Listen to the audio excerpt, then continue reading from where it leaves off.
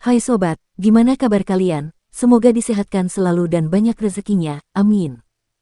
Jangan lupa untuk berlangganan. Dengan Anda berlangganan, Anda menjadi orang pertama di channel ini yang memiliki hak istimewa. Pada kesempatan kali ini, Sabta Novel akan melanjutkan Tales of Herding Gods episode 326-330. Untuk melihat video selengkapnya, sahabat bisa kunjungi playlist yang telah Mimin sediakan. Yuk mari, kita berimajinasi bersama dan masuk ke alur ceritanya.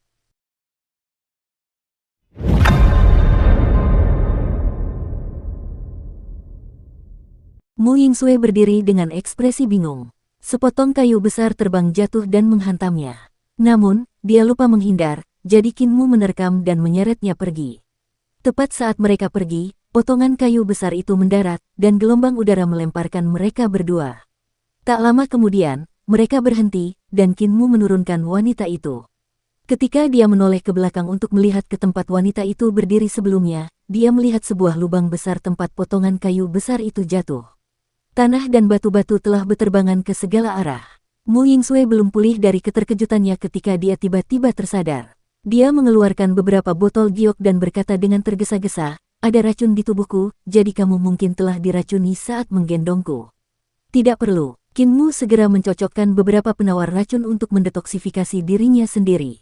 Keduanya melihat sekeliling, tidak dapat menahan sedikit rasa mati rasa yang memasuki hati mereka. Lembah-lembah di sekitarnya semuanya telah ditumpuk dengan kayu hitam, yang terkumpul menjadi gunung-gunung. Di bawah kaki mereka terdapat akar-akar iblis akar. Jumlah mereka tak terhitung karena mereka terpelintir dan tak bergerak. Qin Mu kemudian segera melihat ke arah naga kilin dan yang lainnya. Ketika pohon besar yang tak terbayangkan itu tumbang, mereka yang berada di akarnya beruntung tidak terluka atau terkubur. "Kau menang." Ekspresi Mu Yingsue berubah suram saat dia berkata dengan sedih, "Peracun nomor 1 di West Earth masih tidak bisa dibandingkan dengan adik laki-laki dari Great Ruins. Aku malu menjadi nomor 1 di West Earth." Qin Mu menggelengkan kepalanya dan berkata, "Kau tidak perlu bersedih karena aku telah mendapatkan tawaran kali ini. Ada racun dukun istana emas Roland di racunku, dan sebagai tambahan, kau telah meracuni iblis akar sebelumnya dan melukai vitalitasnya. Baru saat itulah aku dapat meracuninya hingga mati. Ia telah menelan manik naga hijau dan dapat memulihkan vitalitasnya kapan saja, jadi aku tidak dapat membantu apapun," kata Mu Yingsue dengan suara muram. "Sebenarnya, aku tidak begitu ahli dalam racun dan lebih ahli dalam menyembuhkan penyakit dan menyelamatkan orang. Lagi pula, aku bukan sembarang orang, reputasiku cukup terkenal," Qin Mu menjelaskan dengan nada menghibur. Mu Yingsue mendapat pukulan lagi dari ini. Dia tidak ahli tetapi dia masih bisa mengalahkannya. "Sebaiknya kau tidak usah menghiburku," katanya dingin. "Sekarang setelah kau menang, bagaimana kau akan menghadapiku?" Qin Mu bingung dan menggelengkan kepalanya. "Mengapa aku harus berurusan denganmu? Aku sangat senang kita berdua bisa bersaing dan dalam prosesnya menyingkirkan musuh kuat ini yang merupakan iblis akar.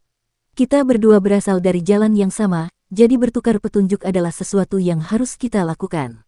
Mu Yingsue menatapnya dengan mata hitamnya yang berkilau, lalu tiba-tiba berjinjit untuk mencium bibirnya.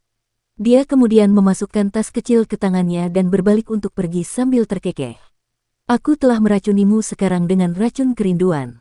Jika kamu pergi ke West Earth, jangan lupa untuk menemuiku, tetapi jangan berjalan melalui pintu depan. Kamu harus masuk melalui jendela." Qin Mu menatap kosong, merasakan bibir gadis itu basah, lembut, dan harum. Pikirannya sedikit kosong, namun, ini bukan karena racun. Sebagai tabib muda dari Kekaisaran Perdamaian Abadi, Qin Mu sangat mengenal tubuhnya, jadi dia dengan tenang menganalisis kondisinya. "Ini adalah gejala kekurangan darah ke otak. Ketika aku dicium olehnya, jantungku berhenti berdetak, menyebabkan otak tidak memiliki aliran darah, jadi pikiranku kosong." Mu Yingsue langsung menyerang kilin naga, Xiong Xiu, dan yang lainnya, sehingga Qin Mu yang terkejut pun buru-buru mengejar. Manik naga hijau telah keluar dari tubuh iblis akar ketika hancur dan mendarat di tengah-tengah semua orang. Xiong Xiu, Naikui dari istana surga sejati ini, berjuang sekuat tenaga untuk menggerakkan tubuhnya ke arah manik itu. Kedua kelelawar putih itu juga merangkak mendekat. Racun di tubuh mereka yang ditanam oleh Mu Yingsue berangsur-angsur menghilang, sehingga mereka bisa bergerak lagi. Di sisi lain, efek Lost Fragrance pada Yu Buchuan dan yang lainnya juga memudar. Jadi, mereka juga merangkak menuju Green Dragon Bed, mencoba meraihnya sebelum pihak lain bisa melakukannya. Naga kilin merangkak paling cepat. Raksasa dengan tubuh gemuk ini sangat malas dan hanya akan bergerak ketika api membakar pantatnya, tetapi pada saat ini, dia tampak seperti harus mendapatkan manik naga hijau ini apapun yang terjadi. Dia memaksakan dirinya maju dengan usaha keras, melampaui yang lain.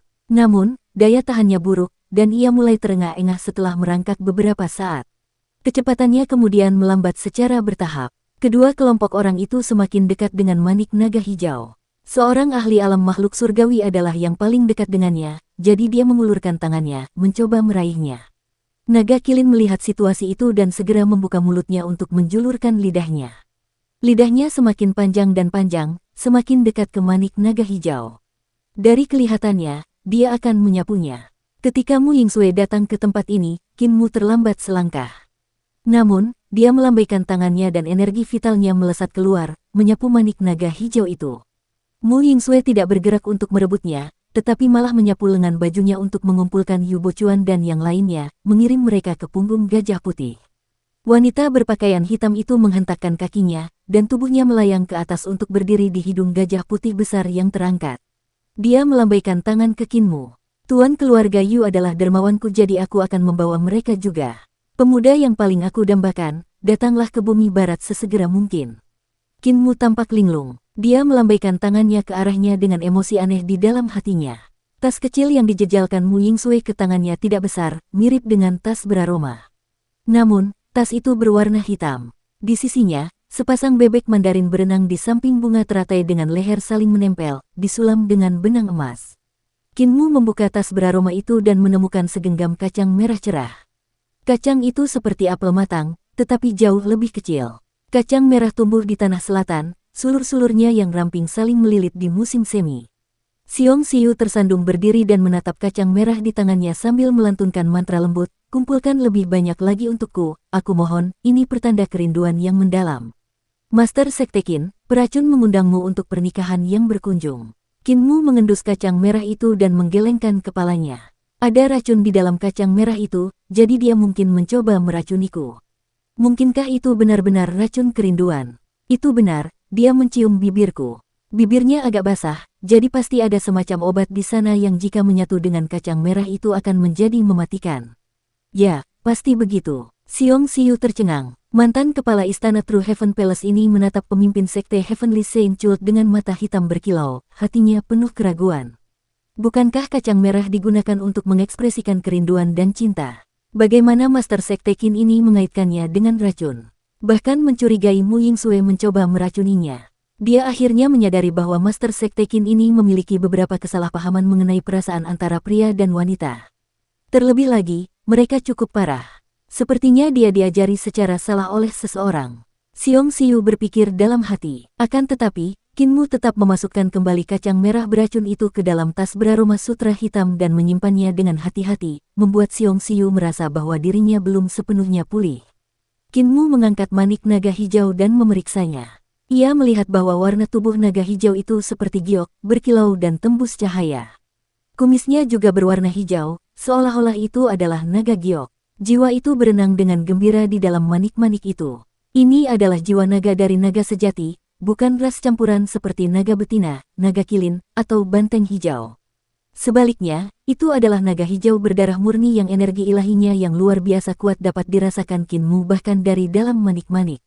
Meskipun iblis akar telah menyerap sebagian energi dalam manik naga hijau, benda ini tampaknya mampu terus menyerap ki vital yang tersisa di alam dan mengisi ulang dirinya sendiri.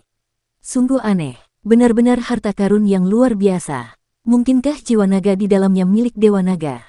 Qin Mu mengedarkan teknik 3 eliksir tubuh penguasa, dan ki vitalnya secara otomatis berubah menjadi ki vital naga hijau. Dia kemudian mencoba memobilisasi energi dalam manik naga hijau, tetapi dia segera menyadari bahwa dia tidak dapat melakukannya. Ini membuatnya bingung, dan dia berkata, saya kira hanya dengan menggunakan teknik unik istana surga sejati saya dapat mengendalikan energi manik naga hijau. Ki vital naga hijau saya mungkin hanya makanan bagi jiwa naga hijau. Untuk menggunakan kekuatan manik naga hijau, ia perlu berkomunikasi dengan jiwa naga hijau di dalamnya. Untuk melakukannya, teknik semua hal yang memiliki roh dan jiwa mungkin merupakan satu-satunya cara. Tanah suci bumi barat sungguh luar biasa. Serunya dalam hati. Racun dalam tubuh naga kilin telah berkurang cukup banyak, dan dia akhirnya bisa berdiri. Dia kemudian segera mengayunkan ekornya yang panjang ke sana kemari, menimbulkan debu di belakangnya sambil berteriak, "Master Sekte, berikan aku manik-manik itu."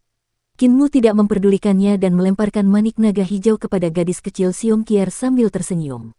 "Untuk kamu mainkan." Siong Kier menangkap manik naga hijau dan tersenyum manis. "Terima kasih, kakak." Air liur naga kilin terus mengalir turun, dan dia mengibaskan ekornya ke arah Siong Kier. "Kakak, biarkan aku bermain dengan manik-manik itu. Jangan khawatir, aku tidak akan memakannya, aku janji." Kinmu segera mengambil beberapa botol giok untuk mengumpulkan air liur naga dan berpikir dalam hati, "Aku harus mengumpulkan beberapa botol lagi untuk dijual di ibu kota agar aku punya uang. Baiklah, aku harus kembali ke desa terlebih dahulu untuk menjemput Linger. Dia jauh lebih pandai mengelola keuangan daripada aku." Dia mengumpulkan lebih dari selusin botol hingga Siong Kier meletakkan manik naga hijau ke dalam pakaian dalamnya. Baru saat itulah naga kilin berhenti meneteskan air liur. Kinmu melirik gadis kecil itu. Meskipun Siong Kier masih kecil, dia sangat cerdas. Dia mengeluarkan manik naga hijau lagi, dan ekor naga kilin mulai berayun lagi, air liurnya mengalir turun seperti air terjun sekali lagi. Setelah mengumpulkan lebih dari 20 botol air liur naga, Kinmu akhirnya merasa puas. Ia takut kualitasnya akan terpengaruh jika terlalu banyak yang keluar, jadi ia memberi isyarat kepada Siong Kier untuk menyimpan manik naga hijau. Kedua kelelawar putih dan Siong Siu juga telah memulihkan kekuatan mereka, jadi Kinmu membawa mereka menuju ke timur. Siong Siu telah diracuni terlalu dalam. Jika itu sesuatu yang sederhana, racunnya akan ringan dan menyembuhkannya akan sangat mudah. Namun, racun gulungan telah menembus jauh ke dalam harta ilahinya, jadi sulit untuk menghilangkannya. Bagi yang lain, ini mungkin dianggap tidak dapat disembuhkan, tetapi Kinmu merasa dia masih bisa diselamatkan. Sepanjang perjalanan, dia mencari tanaman obat mujarab untuk memurnikan pil obat mujarab. Setelah memakai 10 jenis pil obat mujarab dan mengganti resepnya 10 kali, dia akhirnya berhasil membuang racun melingkar di dalam embrio obat mujarabnya, harta karun ilahi 5 elemen, 6 arah, dan 7 bintang. Setelah berjalan selama lebih dari 10 hari, mereka tidak bertemu Yu Bochuan atau orang-orangnya. Mungkin karena manik naga hijau telah direnggut, jadi mereka merasa bahwa mereka tidak sebanding dengan Kinmu dan yang lainnya lagi. Karena itu, mereka seharusnya kembali ke bumi barat untuk mendapatkan bala bantuan. Tiba-tiba, suara air bergelembung datang dari depan, dan mata Kinmu berbinar saat dia tersenyum. "Kita telah mencapai sumber sungai Surging." Tidak lama kemudian, mereka melihat uap keluar dari atas tebing sementara di bawahnya terdapat jurang sedalam beberapa ribu kaki. Siong Siu dan yang lainnya segera melihat sekeliling dan melihat reruntuhan besar membentang dari barat ke timur dari tempat tanah tiba-tiba pecah, membentuk parit alami yang membentang ribuan mil dari utara ke selatan. Parit alam telah membelah reruntuhan besar menjadi dua, dan reruntuhan besar barat ribuan kaki lebih tinggi daripada reruntuhan besar timur. "Kekuatan macam apa yang bisa membentuk bagian-bagian ini?" Siong Siu bergumam. "Gempa bumi yang dahsyat." Tidak ada ekspresi di wajah Kinmu saat dia berbicara. Gempa bumi yang tak terbayangkan. Siong Siu tidak bisa menahan gemetar. Kinmu melompat turun dari tebing, dan kakinya mendarat di udara, berjalan turun selangkah demi selangkah. Siong Siu membawa putrinya untuk menyusul, dan ketika mereka mencapai tengah tebing, mereka melihat bahwa aliran pertama menyatu dengan aliran lain yang mengalir turun dari langit, membentuk air terjun besar. Saat mereka turun lebih jauh, mereka melihat bahwa hantaman air telah membentuk kolam besar di bawahnya. Sungai itu mengalir deras dari sana, tetapi tidak lebar. Awalnya hanya selebar 10 meter, tetapi semakin ke depan, sungai-sungai lain mengalir ke dalamnya, mempercepat arus dan memperlebar dasar sungai. Siong Siu menoleh ke belakang untuk melihat bahwa dari parit alami, yang merupakan tebing di belakang mereka, ada air terjun yang tak terhitung jumlahnya mengalir turun. Air yang mengalir kemudian berkumpul di bawah untuk membentuk sungai besar. Sungai mengalir. Mereka telah mencapai Surging River. Kinmu mengamati sekeliling. Ketika kepala desa membawanya untuk mencari desa bebas, mereka sudah dekat ke sini, jadi desa tempat utusan kematian membimbing jiwa-jiwa seharusnya tidak terlalu jauh dari tempat ini. Perjalanan akan memakan waktu 5 hingga 6 hari, dan kemudian mereka bisa kembali ke desa lansia cacat. Saat itu mendekati akhir bulan ke-8, jadi matahari sangat terik. Matahari bersinar tinggi di langit, sehingga jalannya cukup bergelombang. Ketika Kinmu keluar bersama putra mahkota Ling Yusu, saat itu adalah musim semi dan sekarang sudah akhir musim panas. Musim berikutnya, dia harus kembali ke desa untuk merayakan tahun baru lagi. Semua pertemuan yang ia alami dalam perjalanannya dapat dianggap sebagai legenda. Saat mereka menyusuri sungai, uap air tiba-tiba berembus di permukaan sungai. Kabut putih bersih kemudian menutupnya, menghalangi mereka melihat apapun di sekitar mereka. Kinmu segera berhenti, dan yang lainnya juga menghentikan langkah mereka, berdiri di permukaan sungai tanpa bergerak. Jantung Xiong Xiu menegang, dan dia bertanya dengan suara rendah, "Monster?" Kinmu menggelengkan kepalanya. Sepertinya tidak, itu seharusnya menjadi semacam keanehan di reruntuhan besar. Pada saat itu, pedang Carefree, yang berada di sarung kayu di belakangnya, mulai bergetar, dan hati Kinmu sedikit tergerak. Pedang Carefree jarang mengeluarkan dengungan pedang. Terakhir kali ia mengeluarkannya adalah ketika ia bertemu ayahnya Qin Hanzhen di kapal berharga itu. Pedang Carefree bergetar terus-menerus, dan suara gaduh pasukan perlahan terdengar dari balik kabut. Tampaknya ada banyak orang yang lewat di sini. Lihat di bawah kaki kita, airnya sudah hilang. Seru Xiong Qier. Kinmu segera menundukkan kepalanya dan melihat bahwa sungai yang bergelombang telah menghilang dari bawah kaki mereka. Sungai itu digantikan oleh tanah kuning yang kering dan tandus. Kabut perlahan-lahan menjadi semakin tipis, sehingga mereka dapat melihat sosok-sosok bergerak di sekeliling mereka. Kinmu, Xiong Xiu, dan yang lainnya tidak dapat menahan diri untuk tidak tercengang. Tubuh mereka membeku ketika mereka melihat gurun tandus di sekeliling mereka, pasir kuning memenuhi cakrawala. Puluhan ribu praktisi seni dewa yang mengenakan pakaian kuno memimpin binatang buas untuk membangun gedung-gedung besar. Bangunan-bangunan ini tidak tampak seperti rumah untuk ditinggali manusia. Bangunan-bangunan itu tinggi, dengan pagoda yang menjulang ke awan dan istana-istana dari emas dan giok yang memancarkan kemegahan yang agung. Semuanya tampak seperti tempat tinggal para raksasa atau dewa-dewa surgawi. Di altar-altar tinggi berdiri dewa-dewa surgawi berwarna emas cemerlang. Mereka semua bertubuh manusia, tetapi kepala mereka beragam. Beberapa seperti burung, sementara yang lain mirip binatang buas. Mereka semua mengenakan baju besi emas, dan mata dewa mereka bersinar terang. Mereka adalah dewa yang hidup, dan tampaknya akan ada cahaya abadi di tempat jasad mereka berdiri. Puluhan ribu praktisi seni dewa membangun istana bagi para dewa di bawah pengawasan mereka, membuat skala pembangunan menjadi megah dan spektakuler. Namun, bukankah Kinmu dan yang lainnya berjalan di atas Surging River? Bagaimana tempat ini bisa menjadi gurun? Beberapa naga tanpa tanduk menarik kereta berharga di angkasa, dan kelompok itu mendengar suara gemuruh di angkasa.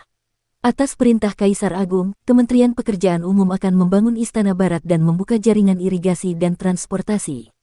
Kinmu sedikit tertegun. Kaisar Agung. Jurus ketiga gambar pedang yang diberikan kepala desa kepadaku adalah malapetaka Kaisar Agung. Apa hubungan Kaisar Agung dari malapetaka Kaisar Agung dengan Kaisar Agung dari perintah yang disebutkan tadi? Seorang dewa berkepala naga berdiri di altar dan membungkuk untuk menerima perintah. Tubuhnya kemudian bergetar saat ia berubah menjadi naga biru, memanggil awan dan hujan, mengalirkan air untuk mengairi gurun tandus. Pada saat yang sama, dewa lain yang memegang bajak perunggu berubah menjadi raksasa, memotong gunung dan menggali kanal untuk pekerjaan irigasi. Dewa lain kemudian mengeluarkan vas berharga yang melayang di udara. Vas itu menunjuk ke bawah dan tumbuhan langsung membanjirinya, mengubah gurun menjadi padang rumput dengan hutan lebat yang tumbuh liar. Ada juga dewa lain, yang mengeluarkan sebuah kuali besar. Ketika kuali itu mendarat di tanah, sebuah pegunungan menjulang dari daratan, mengubah medan. Dalam waktu singkat, gurun berubah menjadi wilayah pegunungan yang hijau.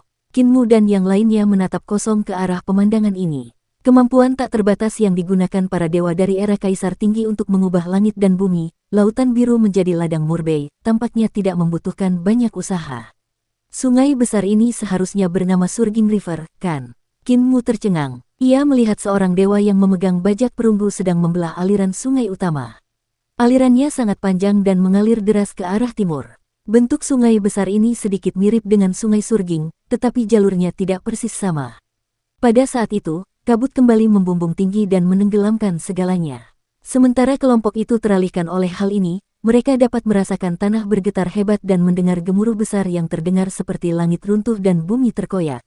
Di balik kabut itu terlihat pemandangan kiamat. Langit berputar-putar, dan bumi terbalik. Gunung berapi, meteor, asap tebal, petir membanjiri istana-istana yang dulunya megah, mengubur sebuah peradaban. Kelompok itu mendengar suara gemuruh di belakang mereka, dan ketika mereka berbalik untuk melihat, parit alam perlahan-lahan muncul, menutupi daratan. Kabut berangsur-angsur menghilang, dan waktu serta ruang berangsur-angsur berubah. Parit alami perlahan-lahan kembali jernih, dan air terjun mulai mengalir deras ke sungai Surging sekali lagi. Pasir kuning di bawah kaki setiap orang berubah kembali menjadi air yang mengalir siang dan malam ke arah timur. Set, PSS. Dua kelelawar putih yang tergantung di bawah dagu naga Kilin tercengang. Mereka kehilangan pegangan yang kuat dan jatuh ke dalam air. Mereka segera terbang keluar dan berpelukan sambil menggigil. Reruntuhan besar terlalu aneh. Master Sekte Qin, cepat kirim kami kembali ke lembah hantu. Qinmu tidak tahu apakah harus tertawa atau menangis. Saudara-saudara Fu, kalian berdua juga bagian dari hal-hal aneh di reruntuhan besar dan kalian masih mengatakan bahwa reruntuhan besar itu aneh. Kalian bersaudara telah membuat takut entah berapa banyak penjelajah di lembah hantu. Kedua kelelawar putih itu saling memandang dengan cemas. Kita juga aneh. Qinmu marah namun pada saat yang sama menganggapnya lucu. Kedua bersaudara ini tidak memiliki sedikit pun kesadaran diri. Mereka tidak tahu betapa mengerikannya keanehan lembah hantu, yang dipenuhi dengan segala macam bentuk kehidupan yang aneh. Bahkan makhluk surgawi tidak dapat mengatakan bahwa mereka pasti akan berhasil melewati tempat itu tanpa cedera. Selain itu, kedua bersaudara itu adalah penjaga lembah hantu, dan merupakan yang paling aneh dari semua hal di sana. Kabut di sekitarnya tidak hilang sepenuhnya. Ketika melihat parit alami, semuanya tampak kabur. Tiba-tiba, gumpalan kabut melayang dan saat mereka mendekat, mereka tampak sebagai sosok-sosok abu-abu yang melintasinya. Semua orang buru-buru berbalik dan melihat kabut berkumpul lagi. Sebuah suara kemudian terdengar dari sana.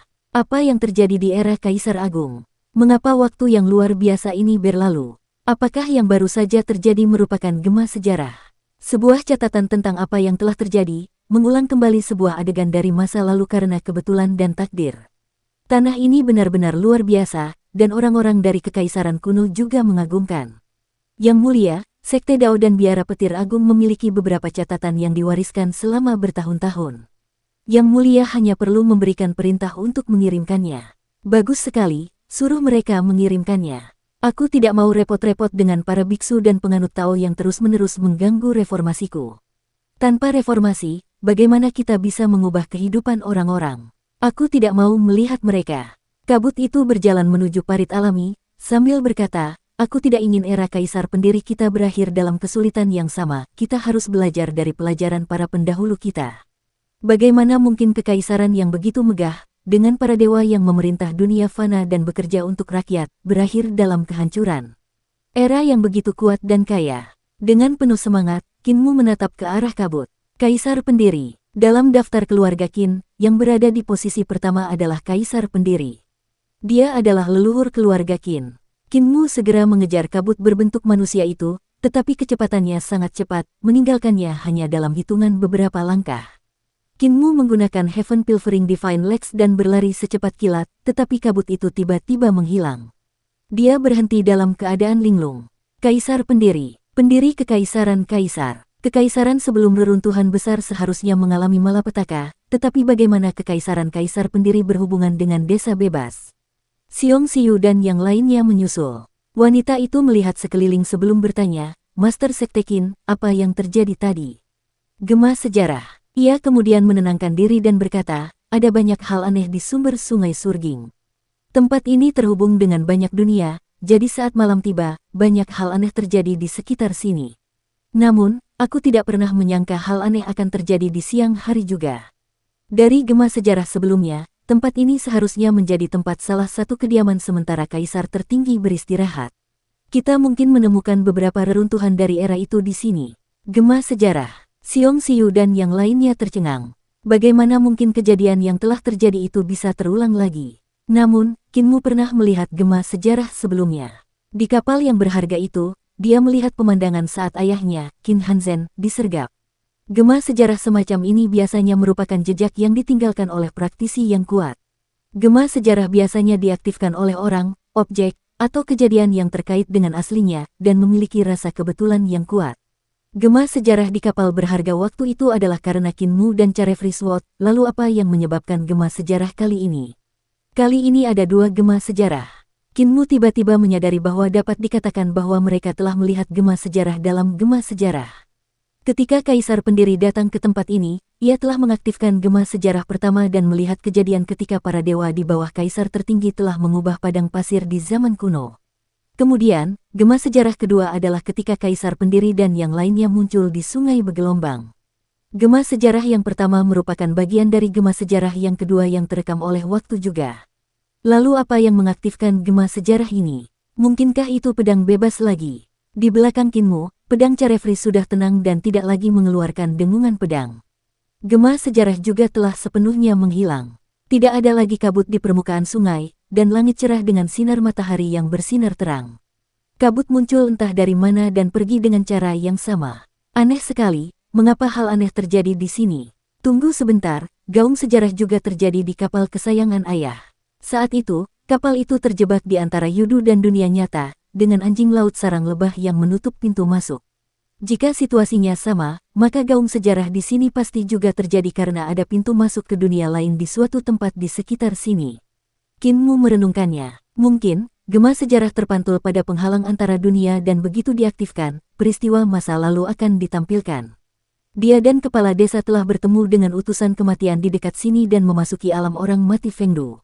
Saat kedua kalinya dia datang ke sini, dia juga bertemu dengan utusan kematian dan memasuki alam orang mati untuk meminjam kapal bulan. Alam orang mati yang masih hidup itu dekat, jadi Yudu pun seharusnya dekat. Sumber sungai bergelombang tampak seperti simpul penting yang menghubungkan dunia. Mungkin ada seni ilahi di sini yang menuju ke dunia lain. Pasti ada simpul yang menghubungkan benda-benda ke dunia lain. Kinmu kembali tenang, dan lapisan cahaya berputar di matanya, memperlihatkan mata langit cian. Melihat sekeliling, dia tidak menemukan kelainan apapun.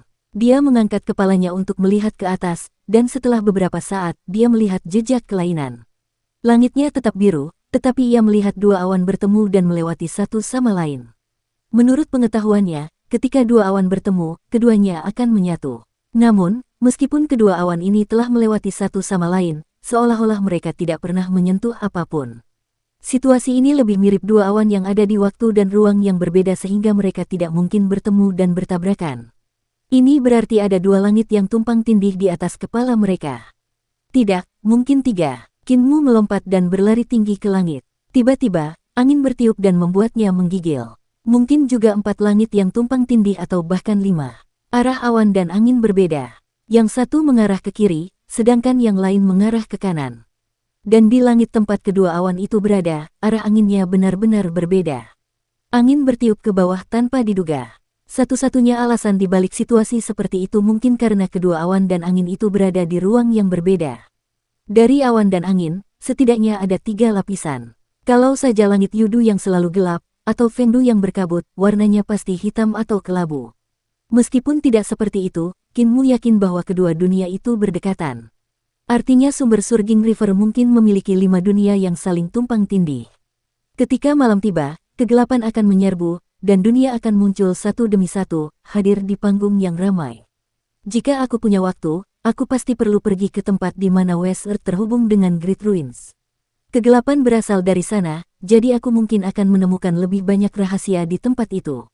Kinmu turun dari langit dengan kepala pusing. Apa sebenarnya gema sejarah itu? Dunia mana saja yang terhubung dengan sumber sungai Surging? Di mana titik penghubungnya? Ada banyak rahasia di Great Ruins, dan tampaknya ada juga cukup banyak di Surging River. Beberapa rahasia adalah sesuatu yang tidak dapat kusentuh atau pecahkan. Jika aku mencoba melakukannya dengan paksa, nyawa kita akan terancam. Mari kita kembali ke desa dulu. Saat mereka menyusuri sungai, Xiong Xiu tidak dapat menahan diri untuk tidak mengamati Kinmu. Dia tidak dapat menahan diri untuk bertanya dengan rasa ingin tahu, Master Sekte Qin, apakah kamu benar-benar tumbuh di reruntuhan besar? Kinmu mengangguk dan bertanya dengan bingung, mengapa kamu menanyakan hal ini? Bagaimana kau bisa bertahan hidup di tempat yang berbahaya seperti itu? Ada banyak sekali binatang aneh di reruntuhan besar, banyak sekali hal aneh, bahaya, dan bahkan kegelapan yang menyerbu di malam hari, saat iblis dan monster mendatangkan malapetaka. Bahkan ada dunia lain yang sering tumpang tindih dengan reruntuhan besar. Sungguh tak terbayangkan bagimu untuk bisa bertahan hidup sampai sekarang. Kinmu tersenyum. Kakak kepala istana, kau salah. Reruntuhan besar sebenarnya sangat aman, jauh lebih aman daripada di luar. Bahaya yang sebenarnya ada di luar. Ketika aku pertama kali keluar dari reruntuhan besar dan datang ke kedamaian abadi, aku tinggal di sebuah penginapan di tepi sungai, dan sebuah insiden terjadi malam itu juga. Tempat itu disebut daerah Sungai Daik, dan orang-orang di seluruh daerah itu meninggal. Hanya aku dan Linger yang berhasil melarikan diri. Aku belum pernah mengalami insiden seperti itu di reruntuhan besar. Xiong Xiu tidak tahu apakah harus tertawa atau menangis. Kamu tidak bisa mengatakan bahwa Eternal Peace lebih berbahaya daripada Great Ruins hanya karena itu. Itu hanya kebetulan. Sejak aku memasuki Eternal Peace, aku telah mengalami niat membunuh dan pembunuhan, serta upaya pembunuhan. Sebagai perbandingan, Great Ruins jauh lebih aman. Bahaya terbesar yang aku hadapi di Great Ruins juga disebabkan oleh orang-orang luar yang menerobos masuk. Jadi, Great Ruins adalah tempat yang paling aman, jelas Qin Mu dengan ekspresi tenang. Xiong Xiu bingung. Dia tidak mengerti bagaimana dia bisa merasa bahwa reruntuhan besar lebih aman daripada dunia luar. Naga Kilin terkekeh. Kepala istana mungkin tidak tahu, tetapi ketika kepala sekte keluar, dia bahkan tidak berani menggunakan nama aslinya. Ini karena saat dia menggunakan nama aslinya, orang-orang yang ingin membunuhnya akan berbaris dari Kekaisaran Perdamaian Abadi hingga desa lansia cacat. Para praktisi yang saleh semuanya ingin membunuhnya. Qin Mu menatapnya dan segera menjelaskan kepada Xiong Xiu, sekte suci surgawi kita sebenarnya sangat saleh, jadi jangan tertipu. Benar, begitu kita sampai di desa, aku akan bisa menyingkirkan racunmu. Apa rencanamu setelah itu? Xiong Xiu tercengang, kembali ke istana surga sejati. Sekarang hanya putrinya yang tersisa, dia tidak memiliki keyakinan untuk kembali ke istana langit sejati untuk merebut kembali kekuasaan dan posisi kepala istana. Selain itu, dia khawatir tentang kehidupan Xiong Qier. Akan tetapi, dia tidak rela melepaskan fondasi leluhurnya. Qin Mu menangkap ekspresi yang dibuatnya dan tersenyum. Meskipun aku bisa menyingkirkan racun gulunganmu, kultivasimu tidak akan langsung pulih, aku tetap harus membantumu memulihkan diri dan membantumu memulihkan ki vitalmu. Jika kamu tidak bisa membuat keputusan, aku punya saran. Mengapa kamu tidak ikut aku ke Kekaisaran Perdamaian Abadi untuk beberapa waktu? Aku akademisi Imperial College jadi aku bisa merekomendasikanmu untuk mengajar di Imperial College. Tatapan mata Xiong Xiu yang indah bagaikan air jernih saat dia menatap matanya dalam-dalam, tanpa sadar memancarkan aura seorang wanita simpanan dari tanah suci. Aku adalah wanita simpanan istana surga sejati, dan kau memintaku untuk mengajar di Imperial College. Qin Mu berpikir sejenak dan berkata, lalu mengapa kamu tidak datang ke aula sekolah sekte suci surgawi kami untuk mengajar? Xiong Xiu tidak tahu apakah harus tertawa atau menangis dan berkata, biarkan aku pergi ke Imperial College terlebih dahulu. 5 hari kemudian, mereka akhirnya tiba di desa lansia cacat. Qin Mu pertama-tama pergi mencari Hulinger, dan beberapa rubah putih keluar dari kamarnya, berbicara dalam bahasa manusia. Tuan muda, kakak telah pergi ke Kekaisaran Perdamaian Abadi untuk mencari Anda, dan dia telah pergi selama beberapa bulan. Qin Mu menanyakan detailnya, dan rubah putih yang memimpin berkata, Raja Iblis Agung datang untuk memaksa kakak untuk menikah dengannya, jadi dia memukulinya. Raja Iblis Agung kemudian memanggil ayahnya yang tidak dapat dikalahkan oleh kakak, jadi dia melarikan diri, mengatakan dia akan menemukan tuan muda di Kekaisaran Perdamaian Abadi. Qin Mu berpamitan dan membawa semua orang menuju desa lansia cacat. Saat desa itu terlihat, Qin Mu menjadi bersemangat dan berteriak keras, kakek kepala desa, kakek apoteker, aku kembali. Xiong Xiu melihat ke desa kecil ini dan melihat seorang lelaki tua berjanggut acak-acakan duduk di kursi malas di pintu masuk desa. Ia tidak memiliki lengan atau kaki, dan janggut di wajahnya sangat tidak terawat. Rambutnya juga berantakan. Ada sekawanan ayam berpatroli di desa, tampak sangat menakjubkan. Dukung terus channel YouTube Sabta Novel. Oh, Muer sudah kembali. Kau sudah tumbuh lebih tinggi lagi. Lelaki tua yang berantakan itu bergoyang di kursi malasnya, menatap Xiong Xiu dan 2 kelelawar putih sambil berjemur di bawah sinar matahari. Setelah beberapa saat, ekspresinya berubah menjadi heran. Gadis ini sangat cantik dan kultivasinya juga sangat kuat. Sayang sekali dia diracuni. 2 kelelawar putih itu agak menarik. Kedua kelelawar putih itu bergelantungan terbalik di pohon di atas kepalanya dan mengamati kepala desa dengan penuh minat. Kau juga sangat kuat. Qin Mu tidak dapat menahan diri untuk mengerutkan kening saat memeriksa kepala desa. Dia kemudian berlari ke desa untuk mengambil pisau pembantai babi sebelum masuk ke kamar nenek Si untuk mencari kain putih dan kembali. Dalam baskom berisi air panas, dia membasahi handuk, lalu menutupi wajah kepala desa. Setelah beberapa saat, Qin Mu membuka handuk dan menggunakan pisau pembantai babi untuk membantunya mencukur jenggotnya. Kepala desa, di mana orang-orang desa? Kakek apoteker, dia tidak ada di desa. Coba lihat, jenggotmu hampir terseret di lantai. Apoteker itu kabur. Kepala desa mendesah dan berkata, beberapa wanita menemukan jalan ke sini dan membuatnya takut, meninggalkanku sendirian di sini. Aku tidak punya anggota tubuh jadi aku tidak bisa merangkak kembali ke ruangan itu. Kinmu melompat kaget dan berteriak, "Kepala desa, sudah berapa lama Anda tinggal di sini, di pintu masuk desa?" "Hampir 2 bulan." Kinmu terdiam. Orang tua ini ternyata tidak bergerak selama 2 bulan, berdiri di pintu masuk desa tanpa bergerak, membiarkan dirinya tersapu angin dan diguyur hujan, bahkan membiarkan kegelapan menyelimutinya. Ini seharusnya dianggap sebagai pencapaian tingkat baru dalam kemalasan. Xiong Xiu juga terkejut. Dari tata letak patung-patung batu di desa, sinar dari patung-patung itu tidak akan bersinar sampai di sini. Lalu, lelaki tua yang berantakan ini yang telah berbaring di sini selama 2 bulan tanpa meninggal, apakah dia seorang dewa? Ataukah hal-hal aneh dalam kegelapan itu tidak menarik perhatiannya? Kinmu mencukur jenggot kepala desa dan mencuci mukanya. Ia kemudian memotong rambut putihnya yang berantakan dan merapikannya sebelum menggendong lelaki tua itu ke kamarnya, mengganti pakaian yang dikenakannya dengan yang baru sebelum mencuci pakaian lamanya. Dia lalu menggendong lelaki tua itu keluar untuk meletakkannya kembali di kursi malas, menuangkan secangkir teh untuknya sebelum bertanya, "Kakek Ma dan yang lainnya belum kembali?" "Ma tua pernah kembali sekali. Dao Master dan Rulai tua juga telah menemukan jalan mereka." Rulai tua berkata bahwa dia bukan Rulai lagi dan memotong salah satu lengannya. "Dia mengatakan kepadaku bahwa dia tidak dapat mengembalikan Ma tua kepada anak-anaknya, tetapi dia masih dapat mengembalikan lengannya." Kinmu berteriak, "Pak tua!" Rulai memotong lengannya sendiri. Benar sekali, lengan Rulai tua dipatuk oleh naga betina. Namun, lengan itu ada di kandang ayam karena naga betina tidak bisa memakannya. Kepala desa mendesah. Ma tua mungkin terlihat dingin dan membenci dunia, tetapi ketika Rulai tua memotong lengannya untuk diberikan kepadanya, dia tetap terharu dan menangis. Dia pergi ke biara petir besar untuk mengawasinya, sambil berkata bahwa dia akan kembali begitu ada Rulai baru. Saya rasa dia tidak akan kembali. Dia berencana untuk menunggu Rulai baru, tetapi begitu dia duduk di kursi Rulai, dia akan menyadari bahwa dia adalah Rulai. Kinmu yang masih linglung berkata, "Aku akan pergi ke lembah hantu, jadi aku bisa menemuinya di jalan." "Di mana kakek cacat? Bukankah dia selalu dekat dengan kakek Ma?" Mereka tidak terpisahkan, jadi dia secara alami pergi menjadi tamu di biara Great Thunder Celap. Dia mengatakan dia takut bahwa Old Ma akan dirugikan. Kepala desa menunjukkan ekspresi khawatir. "Saya khawatir bahwa setelah Old Ma menjadi Rulai, dia akan menemukan bahwa seluruh gunungnya adalah ilusi." Kinmu juga tidak melihat si jagal, si buta, dan si bisu, jadi dia bertanya tentang mereka juga.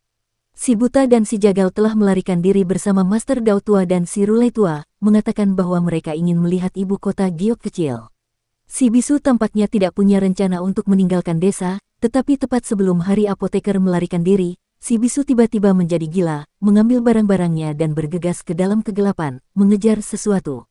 Dia belum kembali. Nenek si belum kembali. Dia pasti masih berada di Kekaisaran Perdamaian Abadi, menekan iblis hatinya dan mengasah sifatnya. Kinmu merapikan desa dan memasukkan semua harta dan benda yang tampak seperti harta ke dalam 2 karung taoti miliknya. Ia kemudian datang ke kebun herbal di pintu masuk desa dan mengulurkan tangannya. Pedang terbang menusuk ke sekeliling dan membuat terowongan di bawah tanah, mengiris sesuatu di bawah tanah. Kinmu mengangkat kedua tangannya seolah sedang mengangkat sesuatu, lalu seluruh isi kebun herbal itu terbang ke atas dan dimasukkan ke dalam karung taoti milik Pangongso. Jauh lebih baik daripada milik Kinmu sendiri, dan ruang di dalamnya bahkan dapat menyimpan sebidang tanah. Kinmu mengambil keranjang ramuan apoteker dan meletakkan kepala desa di dalamnya. Kepala desa langsung marah. "Bajingan, apa yang kau lakukan? Turunkan aku. Aku tidak bisa membiarkanmu tinggal di sini." Kinmu mengencangkan keranjang ramuan itu ke punggungnya sambil berkata, "Bagaimana jika sesuatu terjadi padamu, siapa yang akan tahu? Mulai sekarang, kakek kepala desa akan mengikutiku kemanapun aku pergi." Kepala desa terdiam sejenak, hatinya sedikit tergerak. Ia tersenyum. "Turunkan aku, anak bodoh, aku sudah tua, aku tidak bisa bergerak lagi. Aku bahkan berjanji pada Yama untuk pergi ke alam orang mati setelah kematian. Saat aku mati, Dewa Burung akan datang dan menjemputku." Kinmu langsung merasakan keranjang ramuan itu menjadi sangat berat seolah-olah dia sedang membawa gunung. Dia tahu kepala desa tidak mau meninggalkan reruntuhan besar dan mengerjap sebelum berkata, "Bukankah kakek kepala desa ingin bertemu dengan guru Kekaisaran Perdamaian Abadi? Apakah Dewa Pedang Lama tidak ingin bertemu dengan Dewa Pedang Baru?" Guru Kekaisaran Perdamaian Abadi diakui sebagai orang suci yang muncul setiap 500 tahun sekali, jadi dia pasti layak untuk ditemui. Keranjang tanaman obat di punggung Kinmu langsung menjadi lebih ringan, dan nada bicara kepala desa tampak sedikit lebih heroik. "Dewa Pedang Baru, Baiklah, bertemu dengannya sebelum aku mati juga merupakan hal yang baik. Ayo, mari kita bertemu dengan guru kekaisaran perdamaian abadi. Lautan darah. Di biara Great Thunder Celap, lonceng berdentang tanpa henti. Itu adalah lonceng untuk menyambut pengunjung. Ketika Kinmu menggendong kepala desa ke atas gunung, dia melihat seorang rulai yang berwibawa memimpin semua biksu untuk menyambut mereka. Pada saat ini, pemuda itu sedikit tertekan. Ma Wangshen yang berwajah dingin namun hangat telah menjadi rulai dari biara petir besar, seorang Buddha. Matua tidak bisa melupakan tempat di mana ia dibesarkan, bahkan jika para pendeta di sana telah membunuh istri dan anak-anaknya. Bagaimanapun, itu bukan keinginan rulai tua, melainkan apa yang telah dilakukan oleh para pendeta di bawahnya.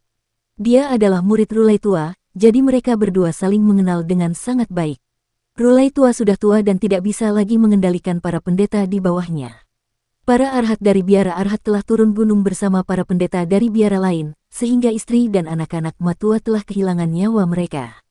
Rulai tua memotong lengannya dan memberikannya kepadanya. Meskipun hal ini tidak akan menyelesaikan kebencian di hatinya, ia tetap harus mewarisi jubah dan mangkuk sedekah gurunya. Ia tidak bisa membiarkan biara petir besar menghilang begitu saja. Ketika ia kembali ke tanah airnya dan duduk di singgasana rulai, angin bertiup membawa awan biru melewati tubuhnya.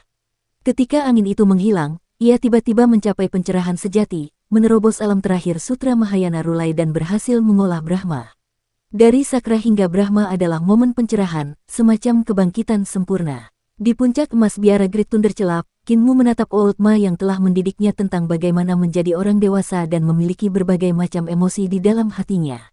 Pada akhirnya, dia memanggilnya kakak senior. Rulai dari biara petir besar ini telah berkultivasi hingga ke alam tertinggi, alam Brahma. Tubuh jasmani, indera spiritual, dan tatatannya telah disempurnakan dan memiliki 20 surga di belakangnya. Dengan Brahma duduk dalam posisi teratai sementara para dewa dan Buddha dari segala ukuran mengelilinginya, memancarkan cahaya seperti siang hari yang abadi, tampak suci dan penuh belas kasih. Kakak senior, sapa Matua. Wajah Kinmu menjadi muram. Sekarang Matua duduk di posisi ini, dia bukan lagi Matua dari masa lalu, dia adalah Rulai. Dia harus menyingkirkan urusan duniawinya dan membiarkan keempat elemen menjadi kesombongan. Si cacat berada di dekatnya. Meskipun dia mengatakan akan pergi menghadiri upacara tersebut, dia sebenarnya khawatir tentang keselamatan Matua. Dia takut para pendeta dari biara petir besar akan menyakitinya. Akan tetapi, sekarang Matua telah berkultivasi ke alam tertinggi dalam Sutra Mahayana Rulai, tidak perlu lagi perlindungan, jadi si cacat juga ingin pindah. Ada harta karun di mana-mana di biara petir besar ini, dan harta karun itu membuat bajingan tua ini tidak bisa duduk diam. Dia ingin mencuri, tetapi dia tidak akan mampu menghadapi hati nuraninya saat itu, jadi ketika dia melihat Kinmu dan kepala desa, dia tidak dapat menahan diri untuk menyarankan agar segera pergi. Kinmu ingin tinggal selama beberapa hari, tetapi ketika malam tiba, dia melihat cahaya terang datang dari utara, dari jalur Kingman. Dengan cahaya yang begitu terang menerangi langit, satu hal yang pasti, pertempuran di jalur Kingman sangat sengit. Di samping Kingman Pass terdapat lembah hantu tempat tinggal dua kelelawar putih. Lembah ini tidak terlalu jauh dari biara Great Thunder Celap. Keesokan paginya, Kinmu mengucapkan selamat tinggal dan membawa kepala desa, Siong Siu, si cacat, dan yang lainnya untuk pergi. Ketika saya bertemu dengan Pak Tua Ma, dia adalah polisi paling terkenal di dunia yang dikenal sebagai polisi Ma yang terhormat. Dia hampir menangkap saya. Si cacat menoleh ke puncak Gunung Meru yang keemasan, yang bersinar cemerlang saat suara-suara Buddha bergema di udara. Suara-suara itu menjelma menjadi kata-kata, menjadi bunga teratai, dan menjadi penampakan para Buddha yang mengelilingi tanah suci. Si cacat menjadi linglung dan berkata dengan suara rendah, dia menangkapku berkali-kali, dan kami berkelahi berkali-kali. Yang paling kutakuti dan kuhormati adalah dia. Ketika aku masih muda, aku adalah seorang yatim piatu tanpa apapun, mengemis makanan di mana-mana. Ketika aku tidak dapat menahan rasa lapar, aku akan mencuri. Aku tidak berani merampas karena aku kurus dan lemah. Beberapa waktu kemudian, saya tertangkap oleh seorang polisi tua yang tidak menyuruh saya menemui petugas dan hanya menyuruh saya berhenti mencuri. Dia mengajari saya membuat kerajinan tangan dan sudah seperti ayah bagi saya. Saya mengikutinya dan berkhayal menjadi polisi seperti dia suatu hari nanti. Matua mengingatkan saya padanya, saya merasa Matua sangat mirip dengannya saat dia bersikap tegas. Kinmu duduk di punggung Kilin Naga, tanpa berkata apa-apa sambil mendengarkan si cacat bercerita tentang masa lalunya dengan kepala desa dan yang lainnya. Saya tidak punya ayah, jadi saya selalu merasa bahwa polisi tua itu adalah ayah saya. Selama bertahun-tahun saya mengikuti jejaknya, saya sangat pekerja keras dan bahagia. Namun suatu hari, polisi tua itu meninggal. Mata si cacat menjadi rileks, dan nadanya menjadi lebih tenang. Pada tengah malam, musuh-musuhnya datang untuk menemukannya. Saat itu aku sedang tertidur, tetapi teriakan dari luar membangunkanku. Dia menerobos masuk ke kamarku dan mengusirku keluar dari rumah dengan nyawanya. Dia berkata kepadaku, "Nak, jadilah orang baik. Lari." Saat itu aku tidak mengenakan pakaian apapun, jadi aku hanya berlari telanjang bulat. Aku berlari dan berlari hingga kecepatanku menjadi semakin cepat dan semakin cepat. Aku berteriak minta tolong tetapi tidak ada yang datang, tidak ada seorang pun. Seorang anak laki-laki yang kurus, lemah, dan telanjang bulat berlari tanpa daya, sambil menangis meminta pertolongan, namun tidak ada seorang pun yang datang menolongnya. Si lumpuh berlari dari malam hingga siang dan menempuh jarak lebih dari 10.000 mil. Ketika ia sadar, ia kembali ke kediaman polisi tua itu, tetapi kediaman itu sudah rata dengan tanah. Ia hanya bisa menggali tulang-tulang polisi tua yang hangus itu. Dia ingin aku menjadi orang baik seperti yang telah dia lakukan sepanjang hidupnya, tetapi bagaimana dia berakhir? Aku tidak ingin menjadi orang baik. Dia tidak ingin aku mencuri jadi aku akan mencuri. Dengan suara yang sunyi, Kripal melanjutkan, aku mencuri sambil berlari, dan saat aku melakukannya, reputasiku semakin tersohor, sampai aku disebut sebagai dewa pencuri oleh orang-orang. Semua segel omong kosong dan seni terlarang tidak ada apa-apanya di mataku. Aku berlari melewati angin, melewati awan, melewati petir, dan mencuri di seluruh dunia. Sekte apapun, tanah suci apapun, aku mencuri dari semuanya. Pada suatu ketika, saya menemukan musuh-musuhnya dan mencuri kepala mereka. Ketika saya memberi hormat kepada polisi tua itu lagi dan ingin menjadi orang baik, saya sudah terlanjur terjerumus ke dalam kebiasaan buruk mencuri dan apapun yang saya lakukan, saya tidak bisa berhenti. Setelah itu, saya bertemu dengan Matua. Ia mengingatkan saya pada polisi tua itu, jadi saya sedikit takut padanya, dan saya menghormatinya. Sekarang setelah ia menjadi Rulai, tatapannya yang penuh belas kasih mengingatkan saya jika polisi tua itu telah menjadi seorang Buddha. Kepala desa menjulurkan kepalanya dari keranjang tanaman obat. Matua tidak akan menjadi Buddha. Ketika seorang Rulai baru datang suatu hari nanti, dia akan melepas jubahnya dan menjadi Matua dari masa lalu. Kripal mengangkat kepalanya untuk menatap langit. Kuharap begitu. Kinmu menghela napas gemetar dan berkata dengan suara rendah, Pak Tua Ma pasti akan kembali. Sepanjang perjalanan ini, ia telah membuang racun dalam tubuh Siung Siu dan bahkan meresepkan beberapa jenis pil roh untuk menyehatkan ki vitalnya. Setelah itu, mereka akhirnya tiba di lembah hantu, dan kedua kelelawar putih itu terbang ke jurang lembah hantu. Mereka bergantung di satu pohon dan mengucapkan selamat tinggal kepada Kinmu dan yang lainnya. Master Sekte, datanglah dan bermainlah saat kamu senggang, kami tidak akan memakanmu. Kata Fuyukyu. Kinmu tertawa terbahak-bahak dan melambaikan tangan untuk mengucapkan selamat tinggal. Kedua kelelawar putih itu langsung terbang ke lembah hantu sambil berteriak, mari kita bangunkan para leluhur dan membuat mereka melahirkan beberapa anak perempuan agar kita bisa berkembang biak. Bahkan jika mereka melahirkan mereka akan menjadi nenek buyut kita, jadi bagaimana kita akan berkembang biak? Lebih jauh, bagaimana jika kedua leluhur tua itu laki-laki? Diam. Naga Kilin meninggalkan lembah hantu, dan mereka segera tiba di medan perang yang terbentang di hadapan mereka dalam skala yang luar biasa. Hutan di zona lidah bebek telah diratakan dengan tanah. Zona lidah bebek membentang hingga hampir 1000 mil, dan hutan serta wilayah pegunungan semuanya telah diratakan oleh kedua belah pihak, menjadi medan perang Kekaisaran Barbariandi dan Kekaisaran Perdamaian Abadi. Ketika Kinmu dan yang lainnya tiba di tempat ini, pertempuran besar sedang berlangsung. Puluhan ribu tentara di jalur pegunungan di kedua sisi bergegas maju dengan seni ilahi mereka yang mengguncang bumi. Binatang-binatang aneh yang besar melangkah maju dan membawa banyak praktisi seni ilahi bersama mereka, begitu mereka mendarat di punggung mereka. Di bawah binatang aneh seukuran gunung itu terdapat praktisi bela diri yang menghunus pisau dan pedang. Mereka bergegas maju dengan panik dan bertabrakan dengan musuh di darat. Dalam sepersekian detik, daging dan darah memenuhi langit. Di atas kepala binatang-binatang aneh itu, kapal-kapal terbang memenuhi langit, bendera-bendera mereka berkibar. Meriam ditembakkan selama berhari-hari, dan garis-garis cahaya setebal tong air membombardir pasukan musuh dengan kekuatan yang menghancurkan, menguapkan semua yang mereka sentuh. Ada pula peluru pisau dan pedang yang tak terhitung jumlahnya yang berputar cepat di udara, cahayanya dapat menembus daging. Ada juga beberapa dukun hebat dari Istana Emas Roland yang telah berubah menjadi mutan berkepala burung berwarna emas. Begitu mereka mengepakkan sayap dan menjabat tangan, sinar yang tak terhitung jumlahnya melesat ke segala arah. Di tanah, ada raksasa berkepala gajah berwarna emas yang menerjang maju dengan ganas. Di kedua sisi jalan pegunungan terdapat cermin-cermin besar yang bersinar ke langit pada jiwa-jiwa praktisi seni dewa. Di sampingnya terdapat bendera-bendera besar yang berkibar ke samping dan mengubah angin dan awan, menyebabkan petir turun di medan perang.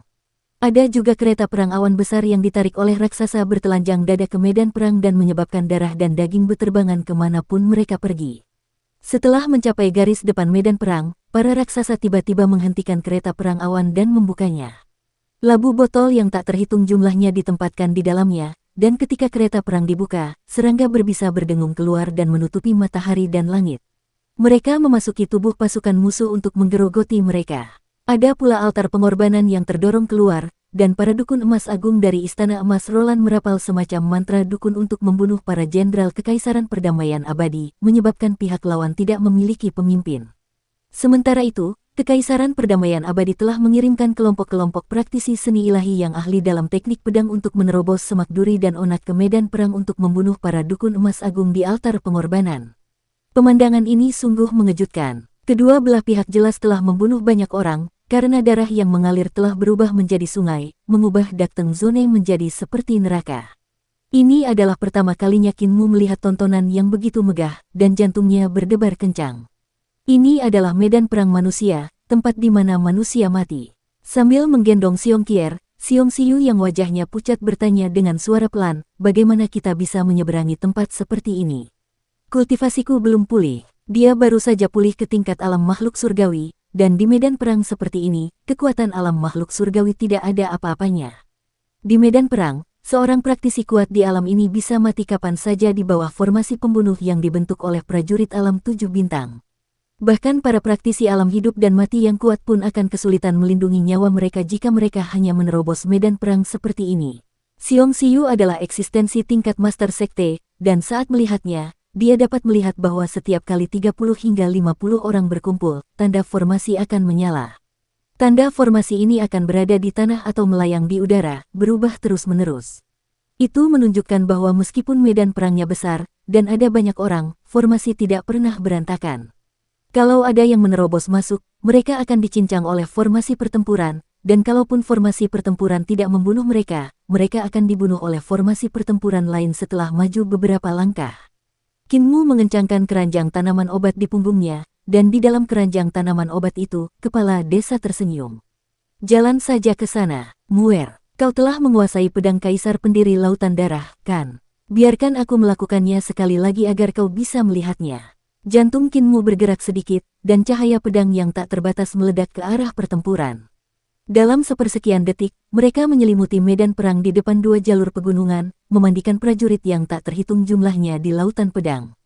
Cahaya pedang itu berputar dan melingkari mereka, membuat mereka tidak berani melakukan gerakan sedikit pun. Sebagian besar prajurit yang berdiri di 2 jalur pegunungan itu merasakan kulit kepala mereka merinding saat melihat ke bawah. Tempat itu telah berubah menjadi lautan cahaya pedang, dan semua orang tenggelam di dalamnya. Pukul gong untuk memanggil kembali pasukan. Teriak orang-orang dari menara kota di kedua sisi. Namun, semua orang di medan perang tetap diam, tidak berani bergerak. Tidak ada satupun pasukan yang mundur, dan bahkan kapal-kapal terbang di langit pun membeku di tempat. Jika mereka bergerak, itu berarti kematian. Jika lampu pedang ini bergerak, akan terjadi lautan darah. Seorang ahli telah tiba. Di menara kota Kingman Pass, seorang pria paruh baya berjalan keluar dan melihat seekor naga kilin besar berjalan santai melewati lautan cahaya pedang. Guru Kekaisaran. Semua prajurit menyapa pria di menara. Pria paruh baya di menara kota itu berwajah pucat pasi, dan jelas dia memiliki luka yang belum sembuh. Pria paruh baya ini tidak lain adalah Guru Kekaisaran Perdamaian Abadi yang telah terluka dalam pertempuran dengan dewa. Meskipun Kinmu dan Raja Racun Kecil Fu Yuanxing telah bekerja sama untuk menyembuhkannya, dia masih terluka oleh dewa, jadi dia belum pulih. Kekaisaran Barbariandi telah mengambil kesempatan ini untuk menyerang perdamaian abadi. Situasi di lintasan Kingman sangat penting. Pengajar Kekaisaran Perdamaian Abadi tahu bahwa Kekaisaran Perdamaian Abadi telah menderita kerugian besar dalam kekuatan setelah 2 bencana besar, dan selain itu, ia dan Kaisar Yan Feng belum pulih ke kekuatan puncak mereka.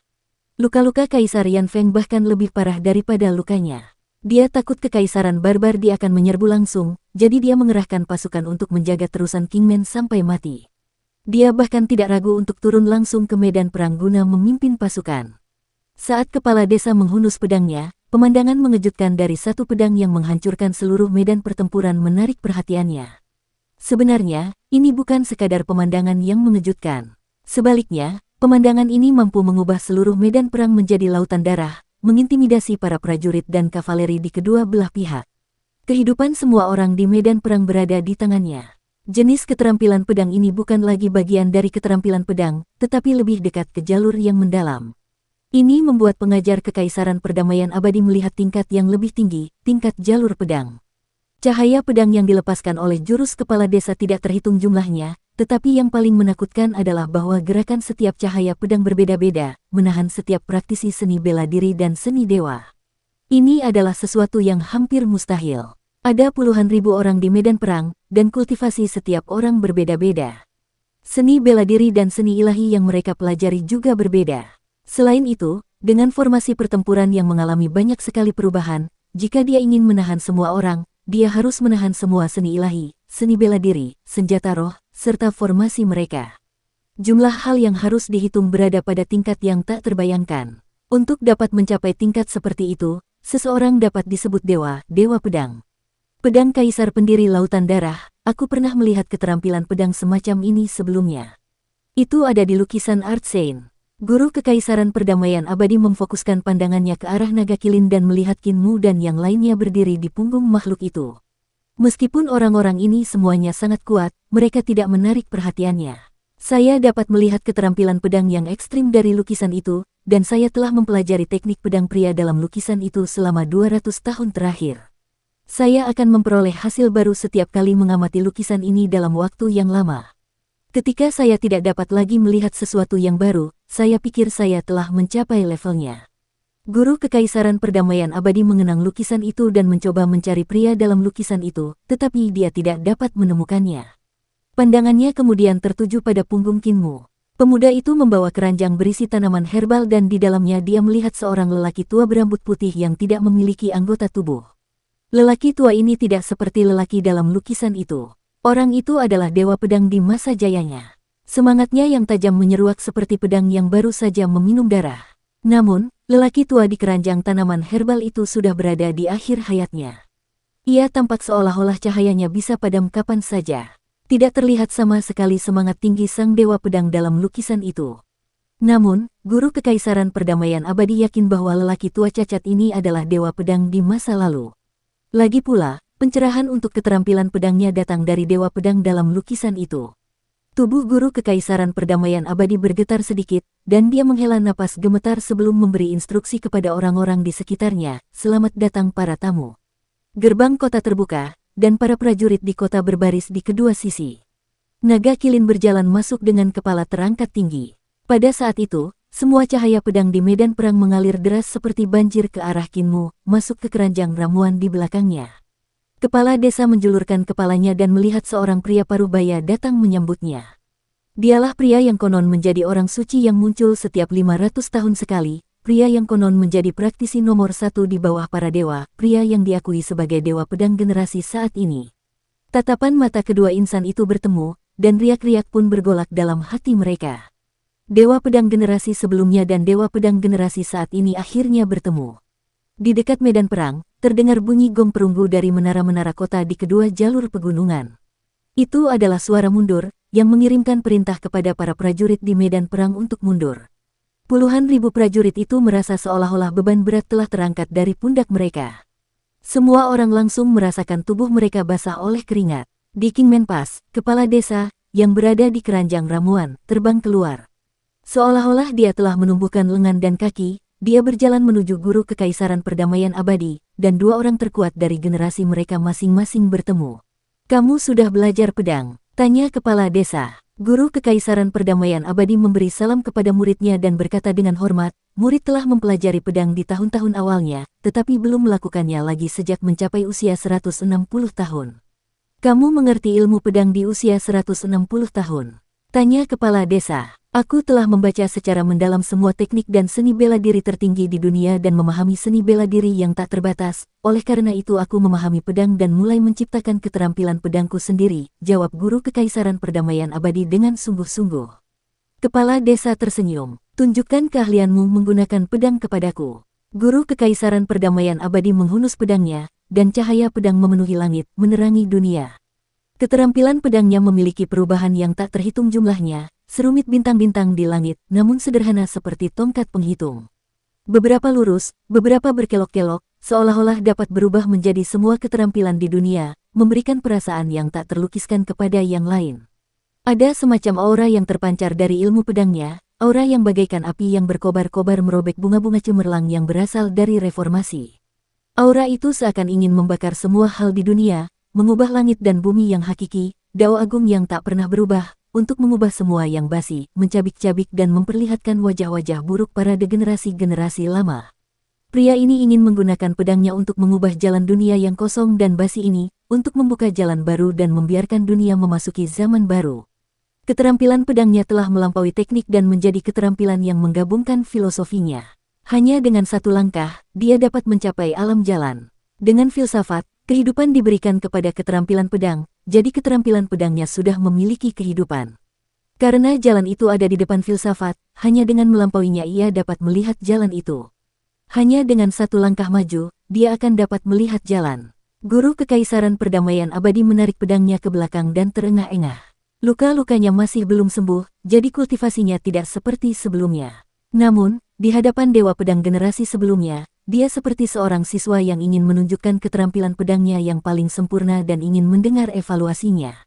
Keterampilan pedang yang luar biasa, puji kepala desa. Tidak diragukan lagi kau adalah orang nomor satu di bawah para dewa, orang suci yang muncul setiap 500 tahun sekali.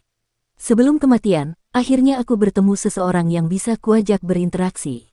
Kali ini aku datang hanya untuk bertemu denganmu, untuk membiarkanmu menyaksikan jalannya.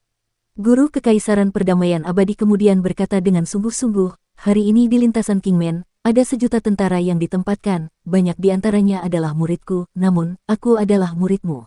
Ada juga banyak sarjana dari perguruan tinggi kekaisaran yang datang ke sini untuk memberikan kekuatan mereka dalam menghadapi bencana kekaisaran, jadi mohon guru menjelaskan kebijaksanaannya dan menghilangkan keraguan kami.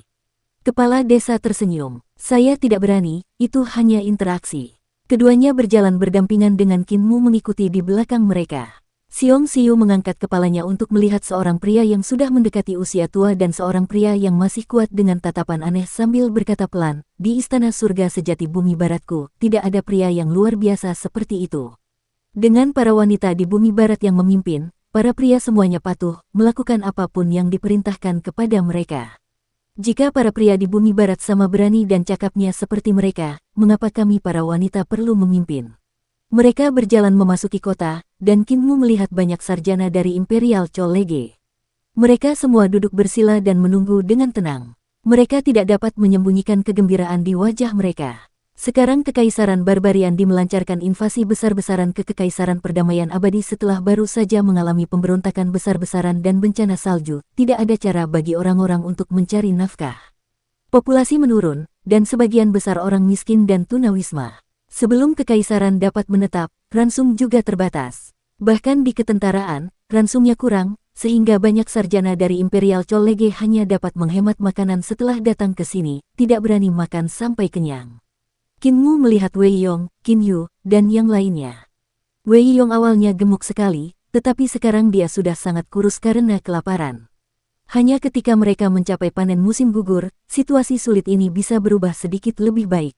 Kepala desa dan guru Kekaisaran Perdamaian Abadi duduk, dan kepala desa berkata dengan kecepatan yang tidak terlalu cepat atau terlalu lambat, tujuan kunjunganku bukanlah untuk berbicara tentang keterampilan pedang. Aku hanya akan berbicara tentang jalan. Jalan pedang. Mengenai seberapa banyak yang dapat kau ambil dari pidatoku, itu akan tergantung pada pemahamanmu. Tidak ada yang namanya jalan pedang di dunia ini sebelumnya, tetapi sejak senjata seperti pedang diciptakan, jalan pedang pun muncul. Banyak prajurit yang kembali dari garis depan berjalan mendekat. Beberapa dari mereka melepas baju besi mereka dan duduk di tanah sementara yang lain hanya berdiri dan mendengarkan. Banyak orang yang menunjukkan ekspresi bingung ketika mendengar ceramah dari tetua ini. Seseorang berkata dengan suara rendah, bisakah dao besar langit dan bumi diciptakan? Bukankah kita praktisi seni dewa yang mengolah dao besar alami langit dan bumi?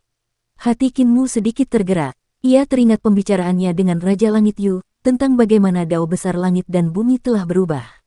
Kreativitas manusia telah melahirkan banyak dao besar langit dan bumi yang pada awalnya tidak ada di dunia. Kreativitas yang sama juga telah mengubah dao lama menjadi sesuatu yang baru. Ketika dao besar diubah, keterampilannya juga akan berubah, maka ini dikenal sebagai reformasi. Raja Surgawi Yu merasa bahwa reformasi dapat menyentuh manfaat para dewa dan setan. Namun, apa yang dikatakan kepala desa jauh lebih mendalam. Semua orang bingung karena mereka semua adalah orang-orang yang telah mengolah ki dan pengetahuan bawaan mereka adalah mempelajari jalan, keterampilan, dan seni ilahi yang diwariskan kepada mereka. Lebih jauh lagi, seni ilahi bergantung pada jalan dan keterampilan, jadi jika mereka mengubah pemahaman bawaan mereka, orang dapat membayangkan betapa besar pukulan yang akan diterima hati mereka. Bagaimana dao yang agung tercipta? Tanya guru kekaisaran perdamaian abadi. Berjalanlah hingga mencapai titik ekstrim dan itu akan tercipta. Imperial Preceptor, apakah keterampilan pedangmu sudah mencapai titik ekstremnya? Guru kekaisaran perdamaian abadi sedikit tertegun dan berkata, sedikit lagi.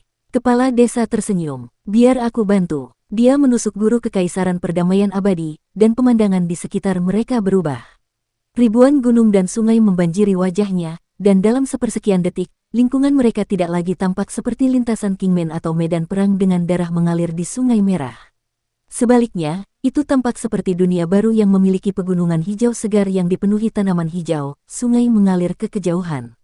Setiap gelombang tampak sangat jernih dan nyata, sementara urat setiap daun di pohon dan semak-semak rumit, tidak ada dua yang sama. Semua orang berdiri, dan ada beberapa orang yang memanjat gunung sementara yang lain melompat ke sungai. Bahkan ada yang memetik bunga yang terbentuk oleh cahaya pedang sementara Qin Mu mengulurkan tangannya untuk menangkap setetes embun yang menetes dari daun. Pedang menginjak gunung dan sungai. Ini adalah pedang menginjak gunung dan sungai yang dilakukan oleh kepala desa.